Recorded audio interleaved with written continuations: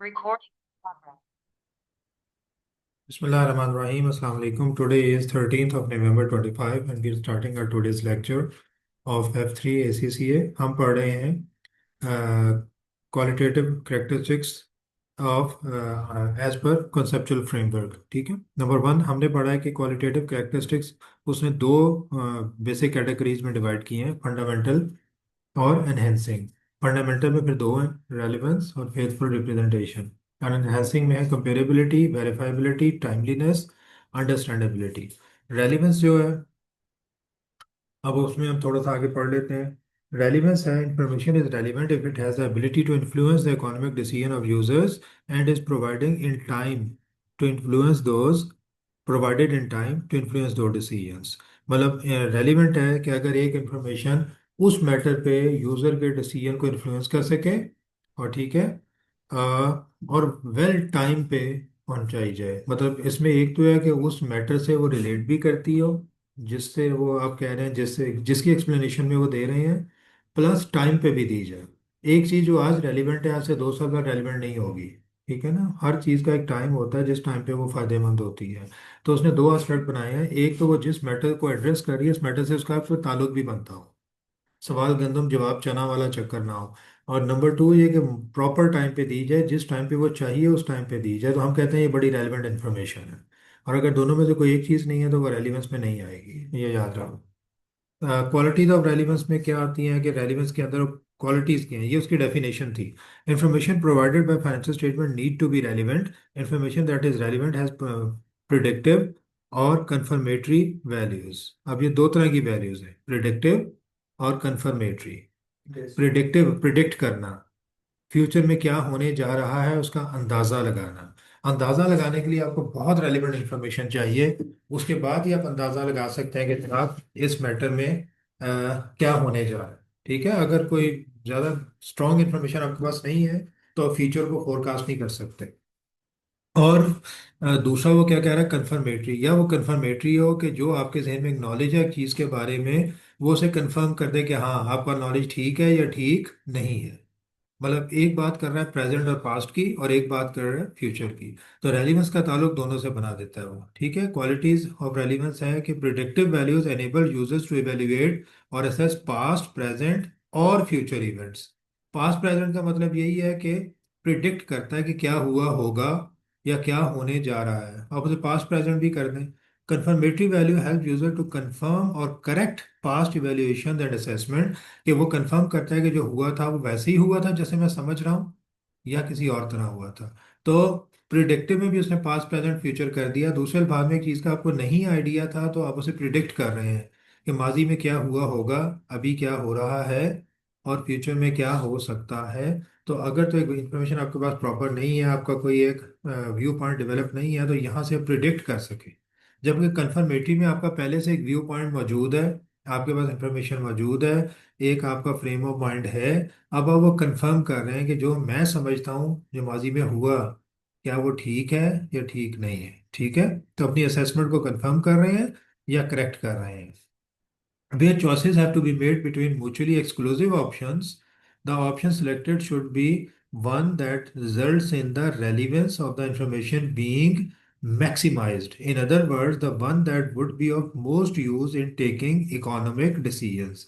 अगर आपने दो ऑप्शन में से कोई एक ऑप्शन लेनी है, मतलब आपको दो तरह के डाटा मौजूद है, दो तरह की अप्रोच मौजूद है, उनमें से कि एक को आपने अडॉप्ट करना है, तो आप उसे, कॉमन सेंस की बात है कि आप उस अप्रोच को अडॉप्ट करें जो ज़्यादा रेलिवेंट इंफॉर्मेशन दे, जो आपका इकोनॉमिक डिसीजन लेने में ज़्यादा यूज़ हो, ज़्यादा प्रोडक्टिव हो। ठीक है, मतलब सिंपल सी बात कर रहा है, कोई लंबी चौड़ी बात तो नहीं कर रहा कि अगर आपका दो सोर्सेज मौजूद हैं रेलिवेंट इंफॉर्मेशन के, तो आप उस सोर्स पे जाएं जो ज़्यादा रेलिवेंट है, जो ज़्यादा स्ट्रॉन्ग इंफॉर्मेशन दे रहा है, that's it. A threshold quality is one that needs to be studied before considering the other qualities of the information. Threshold quality होता है बेसिक क्वालिटी, जो एक यार्ड स्टिक सेट कर देती है। तो थ्रेशोल्ड क्वालिटी वो होती है जो कि आपके जहन में होनी ही चाहिए बाकी क्वालिटीज को असेस करने से पहले। मतलब यू आर ए मुस्लिम, तो आपकी थ्रेशोल्ड क्वालिटी क्या है, आप मुस्लिम हैं। आप मुस्लिम होते हुए अब आपने फैसला करना है मैं खाऊं कैसे, मैं पीऊं कैसे, मैं डील कैसे करूं, मैं लोगों से बात कैसे करूं, कौन सी स्टडी करूं, किस तरह जिंदगी गुजारूं। आपकी थ्रेशोल्ड क्वालिटी एक ही है, मुसलमान हो। उसके बाद आप अपनी ज़िंदगी की मुख्तलिफ क्वालिटीज़ को प्लान करना है। मैं बोलूँ कैसे, रूडली बोलूँ, सॉफ्टली बोलूँ। अगर मुझे रूडली भी बोलना है तो किस हद तक मैं रूड हूँ और कहाँ पे मैं रूड हूँ, आपने इस्लाम को जहन में रखते हुए बात करनी है। तो is one that needs to be studied before considering the other qualities of the information. A cutoff point. If any information does not pass the test of threshold quality, it is not material and does not need to be considered further. अगर एक information जो है वो threshold quality को ही meet नहीं करती, मतलब वो इस्लाम के बुनियादी असूलों के ही खिलाफ है, तो उसमें मजीद काम करने की ज़रूरत ही नहीं है। ठीक है। Number two, information is material if omitting. अब वो मटीरियलिटी की बात कर रहे हैं। ठीक है। ये थ्रेशोल्ड क्वालिटीज है। Information is material if omitting, misstating or obscuring it could reasonably be expected to influence the decisions that the primary users of general purpose financial statement make on the basis of those financial statements which provide financial information about a specific reporting entity. तो material कब होती है कि अगर ये omit कर दी जाए, मतलब इसे इग्नोर ही कर दें, दे ही ना किसी को। मिस स्टेट की जाए, मिस स्टेट का मतलब है कि गलत दी जाए। ठीक है। दी तो जाए लेकिन गलत दी जाए। ओमिट का मतलब है दी ही ना जाए, गायब कर दी जाए। मिस स्टेट का मतलब है दी तो जाए लेकिन गलत दी जाए। और तीसरे नंबर पे क्या है? ऑब्सक्योर, के उसे खराब तौर मोड़ के दिया जाए। ठीक है, गलत या तरोड़ मोड़ के आधा सच आधा झूठ दिया जाए, तो वो यूजर के इकोनॉमिक डिसीजन को अफेक्ट कर जाए। मतलब अगर वो ठीक होती तो यूजर का इकोनॉमिक डिसीजन कुछ और होता, लेकिन अब इस जो कि गलत है या ओमिटेड है या ऑब्सक्योर्ड है, तो यूजर का इकोनॉमिक डिसीजन और है। और कौन से यूजर? Primary users. ये छोटे छोटे वर्ड बहुत इंपॉर्टेंट है। प्राइमरी यूजर, यूजर तो बहुत से होते हैं, एक प्राइमरी एक सब्सिडरी यूजर। प्राइमरी यूजर, अब हमें देखना पड़ेगा कि प्राइमरी यूजर कौन होता है। तो कौन होते हैं primary user? Management, shareholders, prospectors and investors. Government भी बेसिकली किसी हद तक प्राइमरी यूजर है, लेकिन ये बेसिकली प्राइमरी यूजर ये तीन ही होंगे। ठीक है, हम इसे देख भी लेते हैं। अच्छा, उसके बाद जनरल पर्पस फाइनेंशियल स्टेटमेंट का वर्ड है, सिर्फ फाइनेंशियल स्टेटमेंट का वर्ड नहीं है। फाइनेंशियल स्टेटमेंट किसी भी पर्पस के लिए बनाई जा सकती है। बैंक आपको कह सकता है जी मैंने आपने लोन लेना है बैंक से। बैंक कहता है मुझे फाइनेंशियल स्टेटमेंट मेरे फॉर्मेट पे बना के दो। गवर्नमेंट कहती है जी आपने टैक्स रिटर्न के साथ जो फाइनेंशियल स्टेटमेंट देनी है खास फॉर्मेट में बना के देनी है। ये जनरल पर्पस नहीं है, ये स्पेसिफिक पर्पस है, मखसूस पर्पस के लिए बनाई जा रही है। जनरल पर्पस फाइनेंशियल स्टेटमेंट वो है जो स्टैंडर्ड्स के मुताबिक बनाई जाती है, आम यूजर के लिए बनाई जाती है, जिसका कोई स्पेसिफिक पर्पस नहीं होता, बस अपनी कंपनी की इंफॉर्मेशन लोगों तक पहुंचाना होता है। तो हम ये वर्ड यूज करेंगे जगह जगह, जनरल पर्पस फाइनेंशियल स्टेट। तो प्राइमरी यूजर और जनरल पर्पस फाइनेंशियल स्टेटमेंट का जो उस पे जनरल पर्पस फाइनेंशियल स्टेटमेंट के जो यूजर का इकोनॉमिक डिसीजन अफेक्ट कर दे, अगर उसे हम ओमिट करें तो ऐसी इंफॉर्मेशन को हम कहते हैं ये इंफॉर्मेशन मटीरियल है। ठीक है। तो ये याद रखना है। थ्रेशोल्ड क्वालिटी का मतलब ये है। और उसमें उसने दो चीज़ों को एक्सप्लेन किया कि कट ऑफ पॉइंट, कि थ्रेशोल्ड क्वालिटी जो है उसे आप इग्नोर कर दें अगर वो थ्रेशोल्ड क्वालिटी की डेफिनेशन पूरी नहीं उतरती कोई इन्फॉर्मेशन। और दूसरा, इंफॉर्मेशन मटेरियल कब होगी, वो भी उसने आपको बता दी। ठीक है। फेथफुल रिप्रेजेंटेशन, रिप्रेजेंट करना, शो करना चीज़ों को फेथफुल अंदाज में, सही अंदाज में। If information is to represent faithfully the transaction and other events that is it purports to represent, they must be accounted for and presented in accordance with their substance and economic reality and not merely their legal form. तो अगर आप चाहते हैं कि information को बिल्कुल सही अंदाज में रिप्रेजेंट किया जाए, फेथफुल रिप्रेजेंटेशन हो। फेथफुल रिप्रेजेंटेशन का मतलब बेसिकली क्या होता है कि जो इंफॉर्मेशन असल में वो मैसेज दे रही है और आपको समझ आ रहा है कि क्या मैसेज दे रही है, आप उसे इस अंदाज में दें कि वही मैसेज यूजर तक पहुंचे। ये ना हो कि आप इस तरह से जवाब बनाएं इंफॉर्मेशन को कि असल जो उसका बेसिक मैसेज है वो कुछ और है और पढ़ने वाले को कुछ और समझ आ रही है। ठीक है। इसमें मैं अक्सर एग्जांपल दिए जाकर देता हूँ कि आपके फादर ने आपको कहा कि भाई तुमने अभी आज बाजार जाना है और सब्जी ला के देनी है अपनी माँ को। आपने कहा ठीक है। अब आप हो गए लेट दोस्तों में। उसके बाद आप बाजार गए तो बाजार बंद था। आप चले गए बाजार डरते डरते, पता तो था कि बाजार बंद हो गया, लेकिन चले गए, वापस आए, फादर रात को आए हैं। उन्होंने आपसे सिर्फ ये पूछा, हाँ भाई बाजार गए थे? आपने कहा जी गया था। उन्होंने कहा ठीक है, वो अपने कमरे में चले गए। आपका जवाब जो है ना वो सही तो है, लेकिन फेथफुल रिप्रेजेंटेशन नहीं है।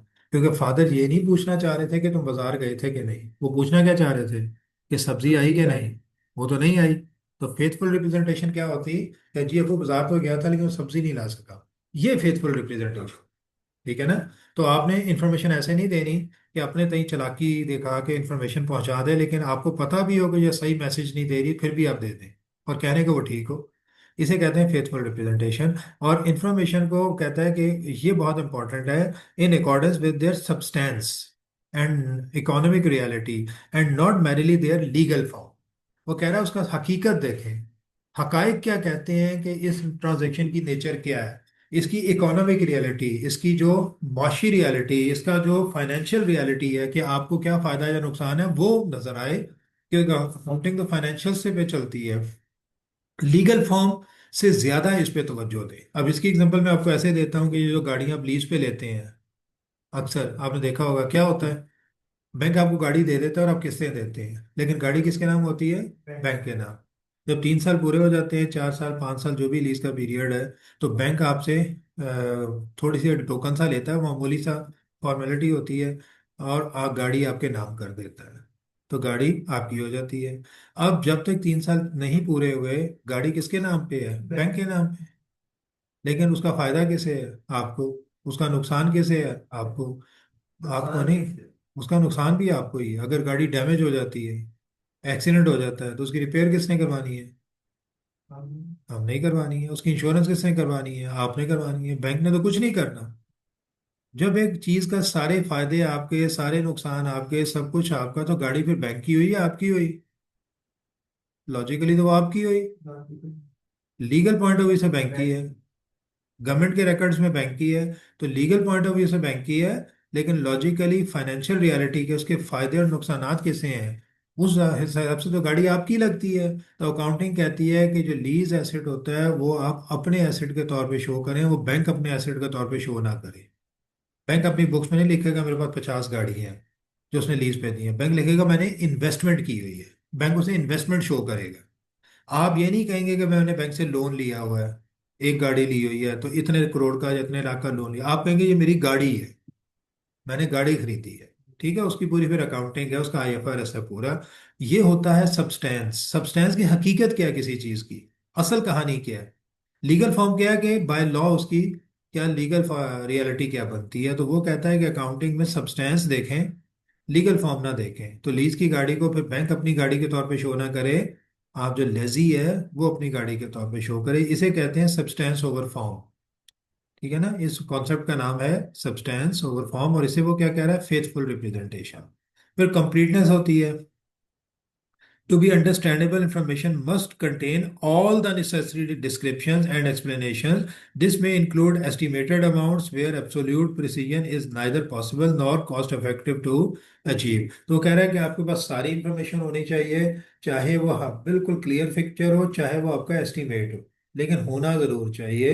ये ना हो कि आप इस चीज को, एक चीज को सिर्फ इसलिए इग्नोर कर दें कि जनाब ये तो एस्टिमेटेड फिगर है, अभी कंफर्म तो हुई नहीं, तो मैं तो शो नहीं करता। नो, आपने चीजें शो करनी है। ठीक है। जैसे अकाउंट रिसीवेबल्स की प्रोविजन होती है, हमें नहीं पता कि वो लॉस होगा कि नहीं, लेकिन हमें लगता है कि 10% हमारे रिसीवेबल पैसे नहीं देते तो बहुत ज्यादा चांस है हो जाएगा, वो कहता है उसे आज ही रिकॉर्ड कर। तो कंप्लीटनेस नहीं आएगी अगर आपने प्रोविजन क्रिएट नहीं की हुई।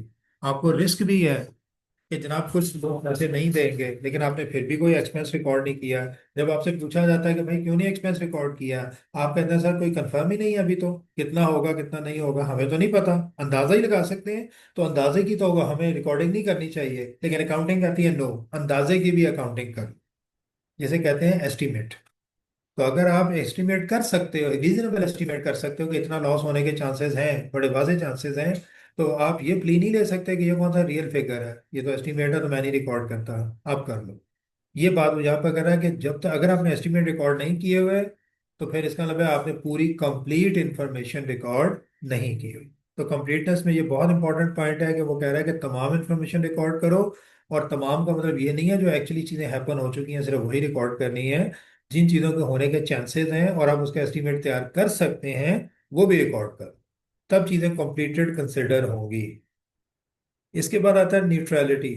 Information must be neutral, free from bias. Information के अंदर बायस नहीं होना चाहिए, तासुब नहीं होना चाहिए। आप एक एक चीज को लाइक करते हैं, डिसलाइक करते हैं, आपका डिसीजन इंफॉर्मेशन पे ना आए, जो इन्फॉर्मेशन अवेलेबल है, मौजूद है, वो रिकॉर्ड हो जानी चाहिए। Financial statements are not neutral if, by the selection of or presentation of information, they influence making of a decision or judgment in order to achieve a predetermined results or outcome। तो अगर आप financial information इस तरह से बनाते हैं, balance sheet इस तरह से बनाते हैं, इस तरह की पॉलिसीज लगाते हैं कि आप एक मखसूस मैसेज देना चाह रहे हो जबकि आपको पता हो कि हकीकत ये नहीं है, तो फिर हम कहते हैं कि वो न्यूट्रल नहीं है। फॉर एग्जाम्पल, आप फ्रूट का बिजनेस करते हैं, तो इन्वेंट्री में कौन सा कॉस्ट फार्मूला आपको ज़्यादा सूट करता है? अगर आपका फ्रूट का बिजनेस है तो आपको बिजनेस में इन्वेंट्री का कौन सा कॉस्ट फार्मूला आपको सूट करता है? कॉस्ट फार्मूला होता क्या है?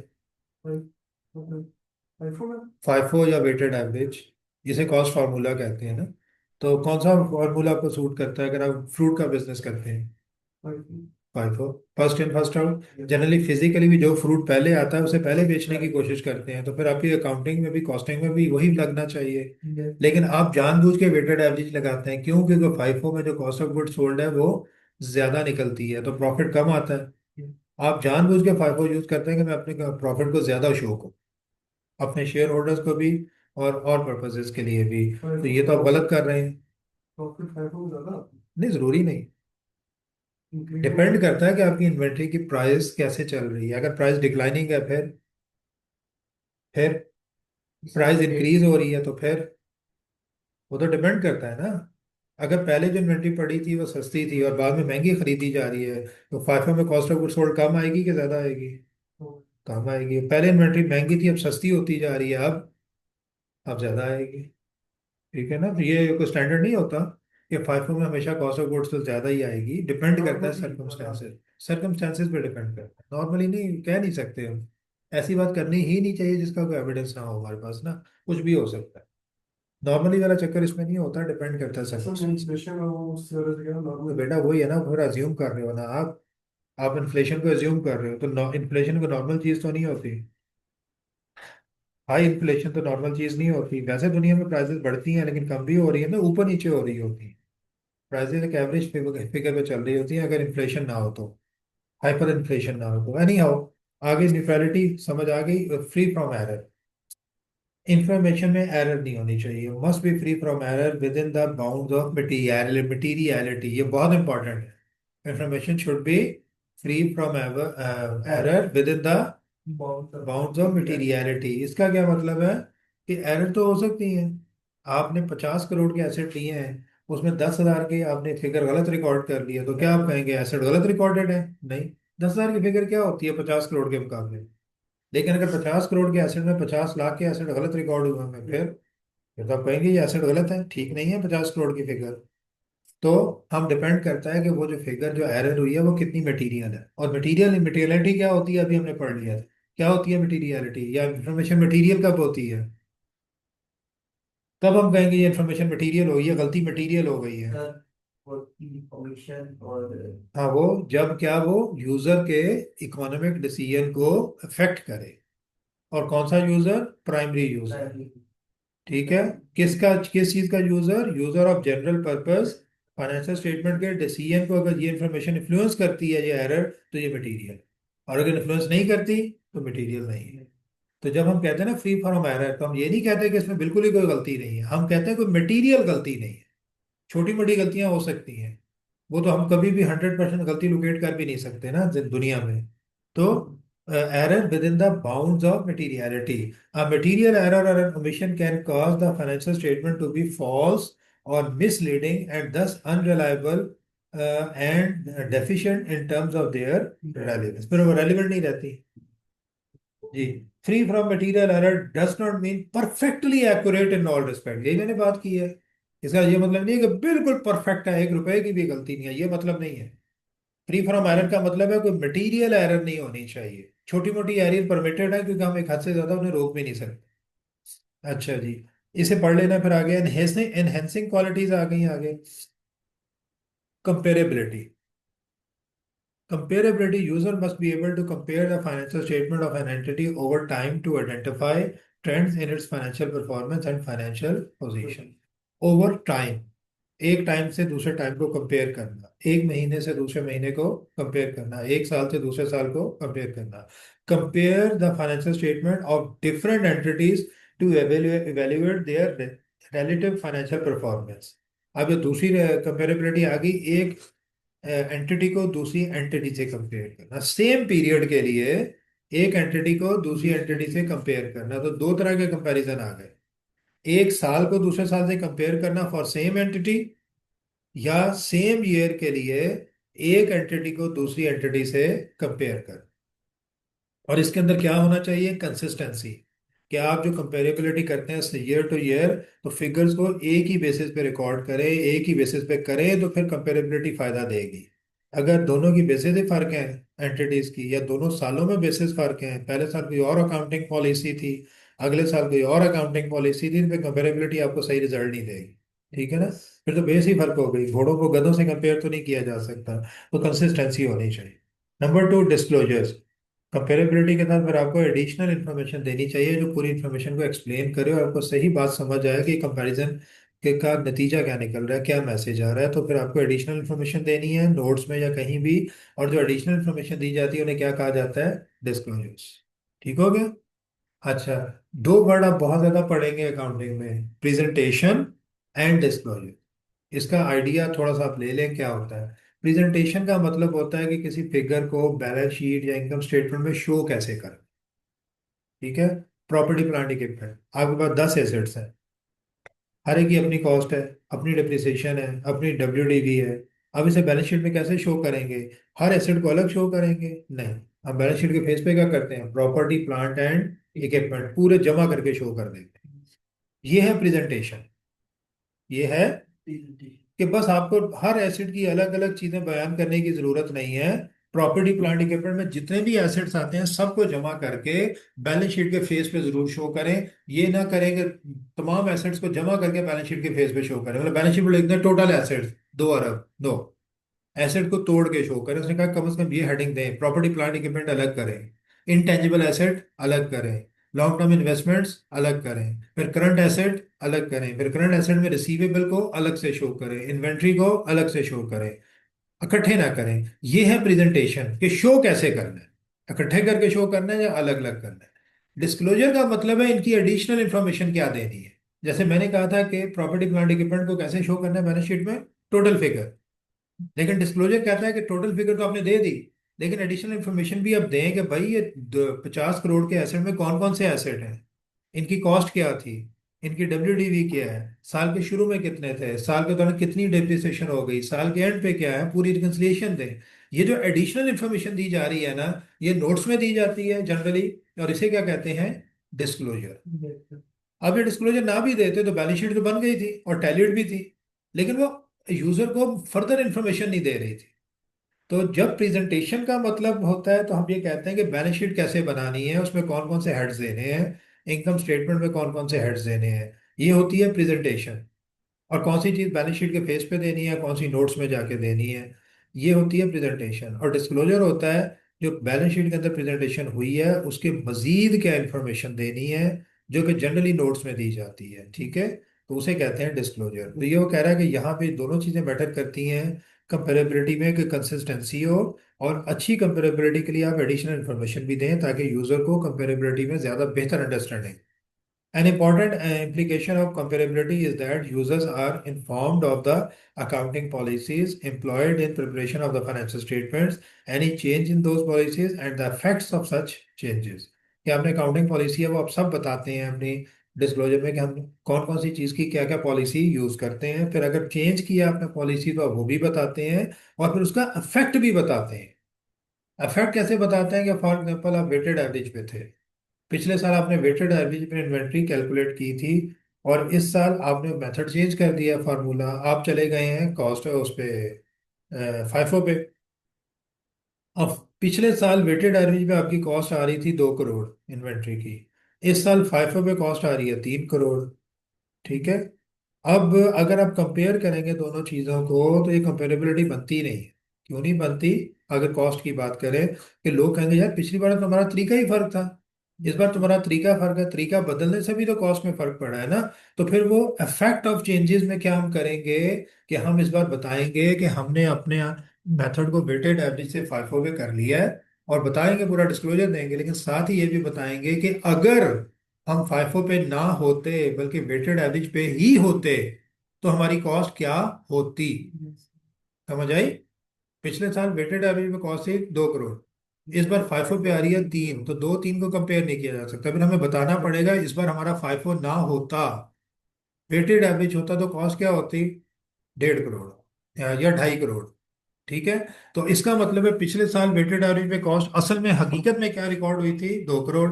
इस साल अगर वेटेड एवरेज होता तो क्या कॉस्ट होती, ढाई ढाई करोड़। तो 2 करोड़ को 2.5 करोड़ से तो कंपेयर किया जा सकता है कि यार इसका मतलब है कॉस्ट बढ़ गई है, लेकिन पिछले 2 करोड़ को 3 करोड़ से कंपेयर नहीं किया जा सकता। अब इससे मैसेज क्या आ रहा है कि कॉस्ट एक्चुअली कितनी बढ़ी है, 50 लाख। लेकिन अगर फाइव फोर का 3 करोड़ और उसका 2 करोड़ कंपेयर करें तो कॉस्ट का मतलब 1 करोड़, लेकिन 1 करोड़ पूरी कॉस्ट इंक्रीज नहीं है। 1 करोड़ में 50 लाख की इंक्रीज तो सिर्फ फॉर्मूला चेंज करने की वजह से आई है, अदरवाइज तो कॉस्ट नहीं बढ़ी, टेक्निकली बढ़ गई है, अदरवाइज नहीं बढ़ी। तो ये कंपेरेबिलिटी करनी होती है। वो कह रहा है कि फिर अकाउंटिंग पॉलिसी जब चेंज होती है, ना सिर्फ आप इंफॉर्मेशन दो कि पॉलिसी चेंज हो गई है, बल्कि उसका इफेक्ट भी बताओ। ये हमेशा हम ये करते हैं जब भी कोई पॉलिसी हम चेंज करते हैं किसी साल में आके, जो कि बहुत मुश्किल है चेंज करना। बड़ी लॉ में, इसमें स्टैंडर्ड में लिखा हुआ है कि इतनी आसानी से चेंज नहीं आप कर सकते, 2 3 क्राइटेरिया बताएं बस, उसी के मुताबिक कर सकते हैं। तो अगर चेंज करते हैं तो आपको उसका इफेक्ट भी देना है। Compliance with accounting standards, including the disclosure of the accounting policies used by the entity, helps to achieve comparability। तो जो स्टैंडर्ड में लिखा है कि वो अकाउंटिंग पॉलिसीज कौन सी देनी है, कैसे देनी है, ये एग्जांपल के तौर पे दे रहा है सारी चीजें, तो वो कंपेरेबिलिटी को ज्यादा बेहतर कर देती है। Because users wish to compare the financial position and the performance and changes in the financial position of an entity over time, it is important that the financial statement show corresponding information for the preceding period। तो generally आपने कम से कम पिछले 1 साल की comparative information देनी होती है। ठीक है, तकरीबन पूरी दुनिया में यह है कि अगर आप 2025 की बैलेंस शीट बना रहे हैं तो आपने दो बैलेंस शीट्स देनी है, 2025 भी देनी है और 2024 भी देनी है। फिर वेरीफाइबिलिटी, कि आप इंफॉर्मेशन को वेरीफाई कर सकें। इंफॉर्मेशन कैन बी डायरेक्ट और इनडायरेक्ट।